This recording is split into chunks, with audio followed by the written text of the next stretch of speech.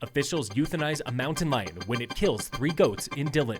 Phil Lindemann, Krystal, 93 News. First, the suspect in a stabbing at Beaver Run Resort earlier this month is in court today, answering to charges of attempted murder. 38-year-old Carlton Finley is accused of attacking a coworker with a knife during a fight at Coppertop Cafe January 7th. Multiple witnesses were present, and security footage shows Finley slicing another coworker on the hand. Both victims are recovering. Finley has been out on $20,000 bond since the stabbing.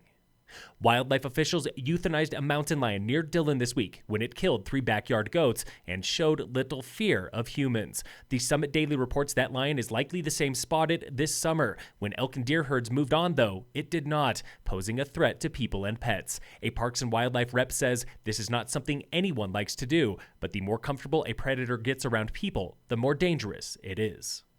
Summit County Public Health confirms the local threat of coronavirus is low, and officials expect it to remain that way. The virus has killed more than 120 people in China through outbreaks in a major city, and U.S. officials confirm 5 cases stateside, including 1 in Arizona. So far, there are no confirmed cases in Colorado. All afflicted people had recently traveled to China, returning with fever, coughing, and shortness of breath.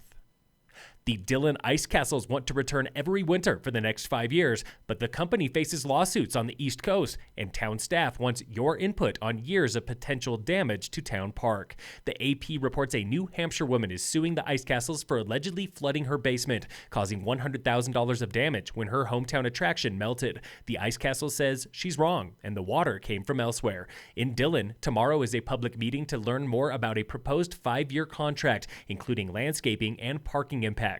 That's tomorrow, 5:30 to 7 p.m. at Dillon Town Hall. After 37 years as an educator, Summit School District Superintendent Keri Buhler is retiring. The school district yesterday announced Buhler's retirement after 25 years with the district and 37 total. Her local career started at Upper Blue Elementary as a teacher and then principal. She was named superintendent in 2016, spearheading new technology in all schools, vocational training at Summit High, and a $70 million district-wide facilities upgrade in 2018.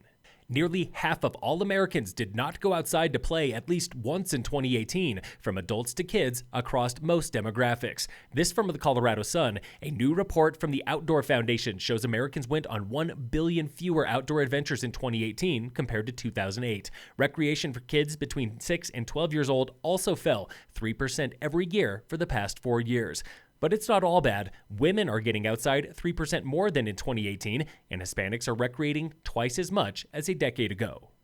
In sports, the Nuggets lost to the Grizzlies last night 104-96. All Colorado teams are off today, back tomorrow with the Nuggets. And in local sports, brought to you by Wilderness Sports in Dillon. Summit High boys basketball beat Rifle last night 42-37. The Tigers now slide into 3rd in the league behind Glenwood and Steamboat Springs. Lady Tigers basketball lost to Rifle 41-28. All high school teams are off today, back tomorrow for basketball and alpine skiing. And the Breckenridge Vipers will be back on home ice this Friday for the Pikes Peak Vigilantes. The Vipers are hunting for their first win since November. Get tickets at breckvipers.com.